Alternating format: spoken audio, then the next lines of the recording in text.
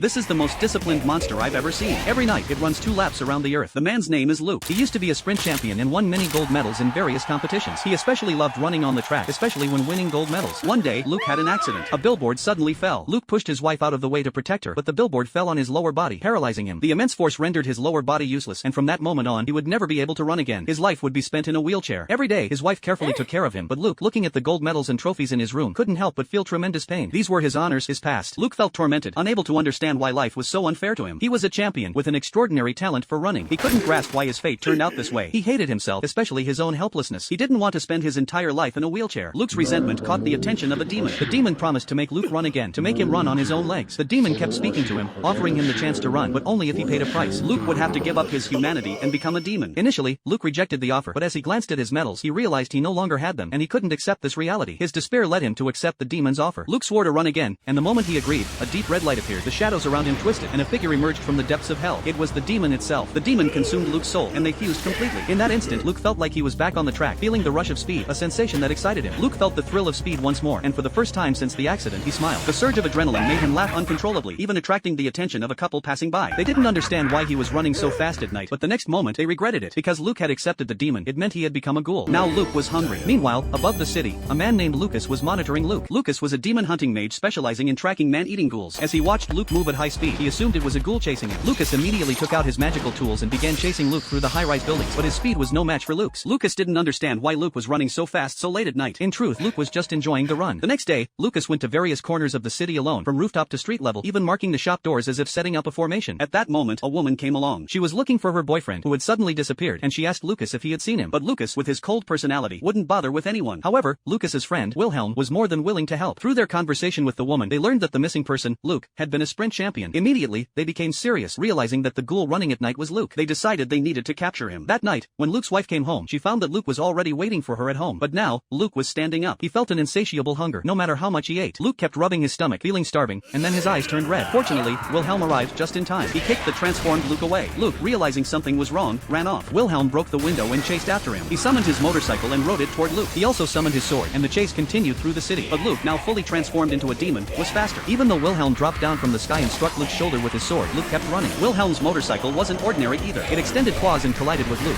shattering the glass of nearby buildings, but Luke still escaped. Wilhelm, now on his motorcycle, followed Luke, but Luke's speed was far too fast. Wilhelm couldn't catch up, but luckily Luke slowed down at a turn. Wilhelm seized the opportunity and overtook him, turning on his high beams, blinding Luke's eyes.